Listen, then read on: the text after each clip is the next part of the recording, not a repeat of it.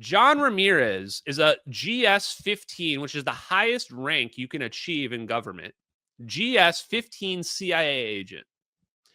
And about a year ago, maybe a year and a half ago, we found an old interview with John Ramirez where he was talking. Actually, it seemed like he was talking to nobody. It was a very, very weird interview. Right after that, he goes, I know Eric Davis in a way that he doesn't even know I know him. Let me repeat that. You know what? I'm not even going to repeat it. I'm going to play the clip for you because this interview, John Ramirez has just done a follow-up interview. John Ramirez just yesterday did a follow-up interview with Project Unity where the first video played. If you were to ask me, Ashton, make a list of all the people that could have written the letter to Ashton Forbes, the Diego Garcia whistleblower letter to Ashton Forbes letter that was posted in early January 2024.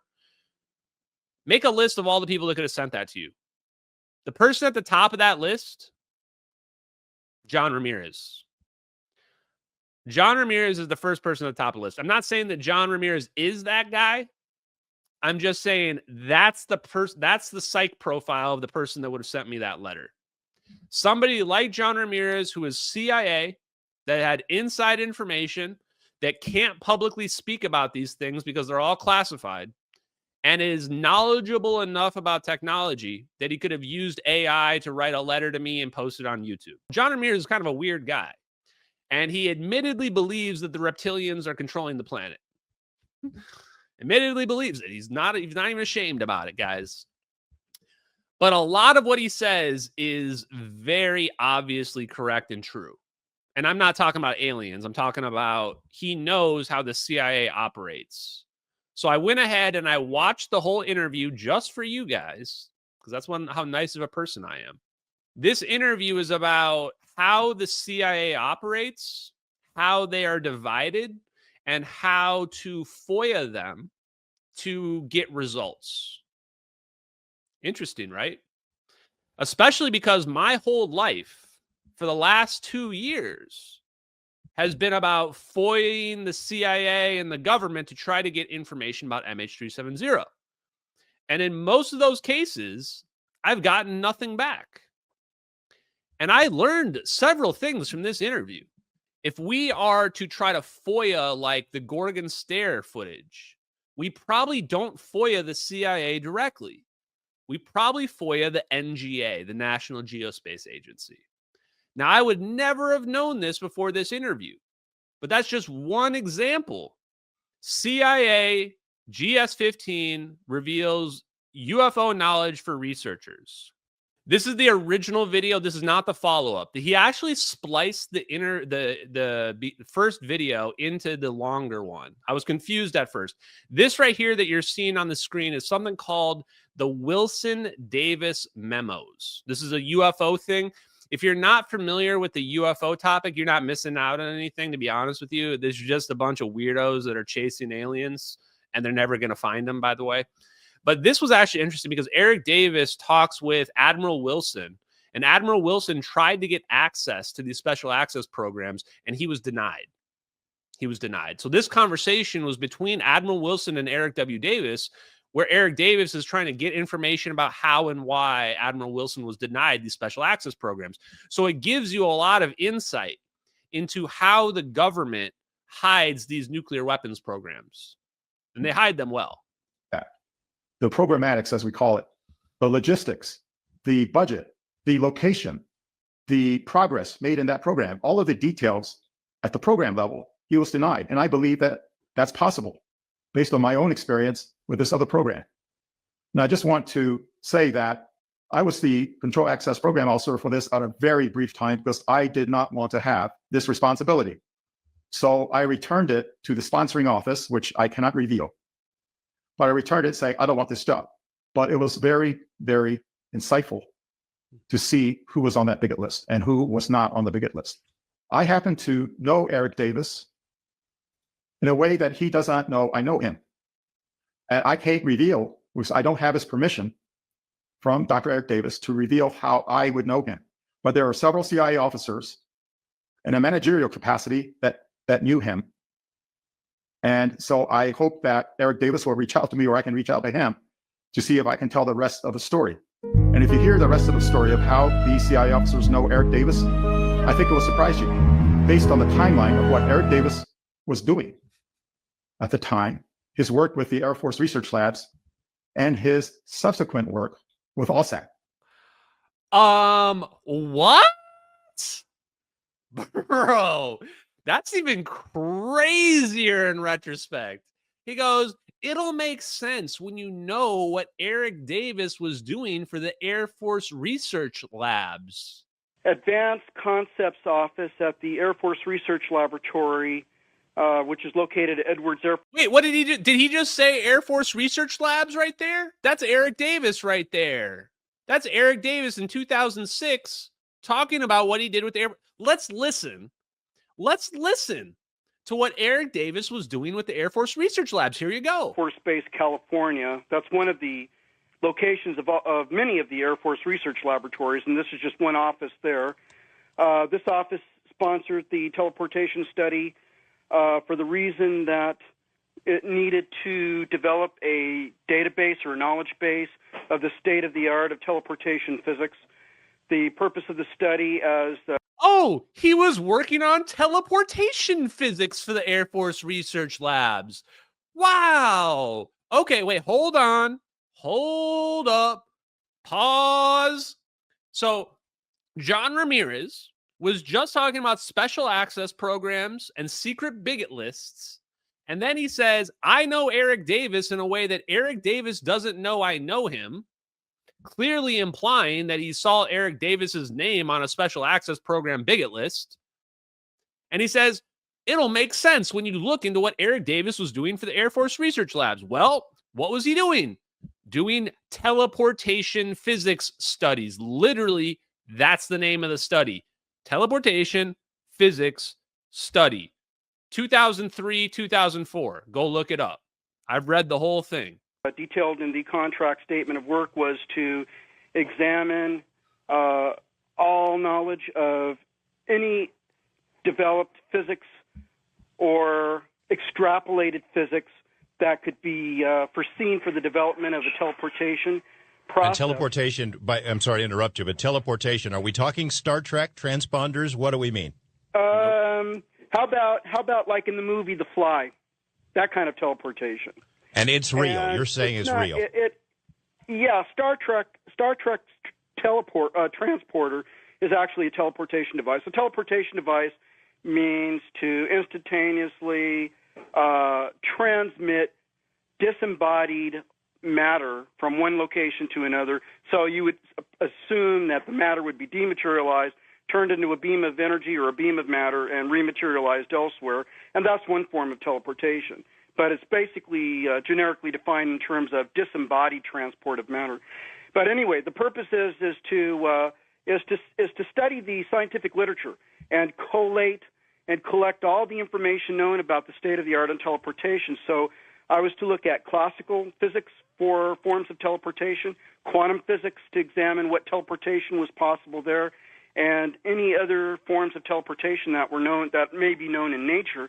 General Lonnie of the Air Force Research Labs, he was the commander of the Air Force Research Lab, held up his teleportation physics study paper and said that this is the example of the research he wants being done in his labs. So when John Ramirez is talking about knowing Eric Davis, he's clearly connecting the UFO phenomenon to teleportation physics, and specifically the teleportation physics that Eric W. Davis was doing. Well, the government knows a lot, and you know the government knows a lot. So where are they located? Space Juice City, USA, baby. Huntsville, Alabama. Now, there are also science and technology intelligence centers. You know the one at the bottom, NASIC, but let's go through all of them. First one on the list is MISIC, and they're in Huntsville, Alabama, and they're part of the DIA. In Huntsville, Alabama, Redstone Arsenal, as you know, is the location where the German rocket scientists went. Werner von Braun had an office there with the Marshall Space Flight Center in the Redstone Arsenal. The National Ground Intelligence Center, we call it NGIC. They're headquarters is in Charlottesville, Virginia. And of interest to some of you might be the fact that they are also the intelligence center for underground facilities. If you want your FOIA requests to get responded to be successful, you need to FOIA the right agency. You can't just FOIA the CIA and say, hey, give me your secret data. They don't have the surveillance data. What he tells us in this interview repeatedly is that everything is really compartmentalized and segmented.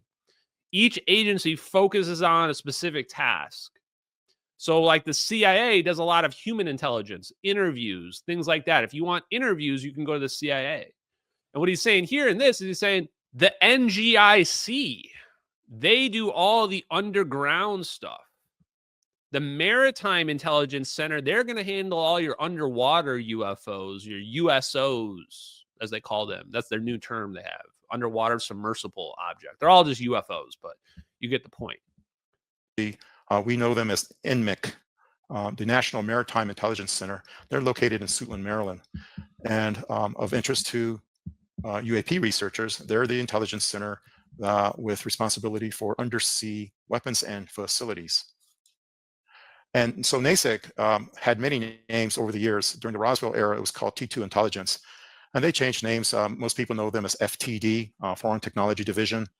And there were several names up to the National Air and Space Intelligence Center. We call it NASIC. And of course, they're located in Wright-Patterson Air Force Base. The DoD can call upon the military for covert operations. We're looking at Gorgon Stare wide area motion imagery that's owned by the Air Force. And we're watching clearly a covert operation on MH370 that would have had to have been conducted by the CIA that has military assets being used, including 2 MQ-9 drones. John Ramirez is trying to get information out to the public. He's a white hat. John Ramirez is a white hat that is pushing the boundary as far as he can while not breaking his NDAs. Also, it may have been a news item in the local television or print media, or people may have taken pictures of it and posted it to social media. So that's an OSINT type of intelligence gathering. Something I haven't heard too much about, but I find intriguing, is whether electromagnetic data may have emanated or still emanating from a crop circle. So who would have that information? It would be NSA. And of course, DIA, everyone knows now that they collect radiological, biochemical, spectral, sonic data, all of the above that doesn't fit human OSINT and SIGINT. And the DIA scientists, as we now know, were deployed to Skinwalker Ranch with their sensors, collecting for DIA MASINT. And NGA, of course, collects optical photography and electro-optical, and that includes infrared and ultraviolet. So, wow. This slide right here was very revealing for me. I've been trying to FOIA people about MH370, and I've gotten like no responses. And now I know why my CIA responses were all rejected. In fact, the best CIA request I put in was the one about the fire extinguishing device, the fire bottle, whatever it's called, fire extinguishing bottle that was found in the Maldives. And the CIA responded and said that they can't confirm or deny any evidence around the Boeing 777 fire extinguishing bottle that was found in the Maldives. Why? Because that would have been OSINT or human intelligence. Because a report about a fire suppression bottle that shows up, that will show up in the CIA's list. But visual footage, the videos themselves are not operated by the CIA. The videos themselves are geointelligence. Yes, thank you very much, Zapparoo. They're geointelligence. So if we are going to FOIA the MH370 videos, we have to be FOIAing the NGA. We talked a little about NGA, and I want to talk. This is my favorite part, chat. Here you go. Who said Maxar? Who said Maxar? Was that you, Zapparoo? Was that you that said Maxar? What does this say right at the top of this slide right here? What does that say? Maxar Technologies, formerly Digital Globe. We're about to learn more about satellite surveillance than most people know. Here you go. About commercial imagery, because commercial imagery isn't utilized enough. Of course, we all use Google Maps, Google Earth. A lot of people don't know that Google Earth was originally a CIA application given to Google. It was called Earth Viewer. And so Google adapted it for its.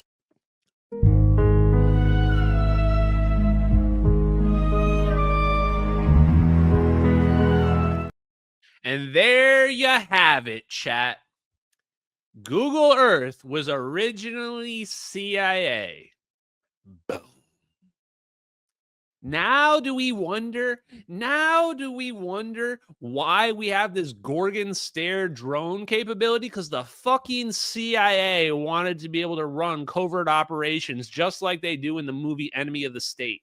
Quite literally, that's why they made Gorgon stare. Google does not own any satellites. The owner of Google satellites is Maxar Technologies. Formerly, it was called Digital Globe. They're located in Westminster, Colorado, near Boulder. The first 2 satellites were actually NRO satellites transferred to a commercial company. And it was an older satellite technology, so the quality of the image was nowhere. Okay, there's already so many things to talk about. Google actually got all of their Google Earth data from third-party companies like Maxar. And where did Maxar get their satellites from? Was anybody listening right there? Oh, they were getting their satellites from the NRO. They're getting their satellites from the government. Chat, we are literally slaves. We are literally living on a prison planet right now. And I don't know how people don't realize it, but quite literally, it's the left hand feeding the right hand here. And everything goes back to daddy government. Now, the government allows 25 centimeters per pixel. That is the pixel resolution from about 383 miles up. And that's pretty fascinating, because what that means is if these commercial satellites wanted to do it, you can take a piece of paper, 9.8 by 9.8 inches, or 25 centimeters per side, and you can lay them all out and put objects on them that covers up the paper. And from 383 feet, they can measure those objects. And that's quite the resolution up there. But usually they use 30 centimeter per pixel resolution, because that's the limit of what the commercial satellite companies are launching at this time. There was a time when Maxar thought that they could do their own satellites and not rely on NRO for assistance. Worldview 4 was their standalone satellite with no government help, and that failed in orbit a few years after it was launched. So now they're going back with Worldview Legion in 2022 as they retire the older satellites. So we'll have 6 brand new satellites up in the 2020s, and likely they will have more NRO input to get those satellites working. Wow. Wow. Boom. Mind blown, chat. I love learning about this shit. My favorite things on this planet are nuclear weapons, secret spy surveillance, and dunking on Redditors. Those are my 3 favorites in no particular order. Probably dunking on Redditors is number 1, actually. You follow my cursor Watch here. This. This is where you get the most detailed imagery. It's straight down. We call this nadir, straight from the telescope right down to the Earth. Straight, perfect, perpendicular to the Earth. That is the most useless imagery you can collect, because it doesn't do any good to look at the roof of the building. You want to be able to measure the building, how high it is and how wide it is. So most of the time we look over here, not straight down. So we get an angle to whatever object we're looking at. Now out here, the imagery is very poor. And that's what you see on Google Earth. Very poor imagery, like a meter pixel resolution, whereas the actual capability is like a third of a meter, 30 centimeters. Now, wouldn't it be great to be able to get on Google Earth and be able to see what your house looks like right there and walk outside and see yourself waving at the satellite? Can't do that, because what Google supplies is historic data, a snapshot in time that may have been taken a year ago. So, what did we just learn right there? What did we learn just there? When we're taking imagery, the most useless data is straight down.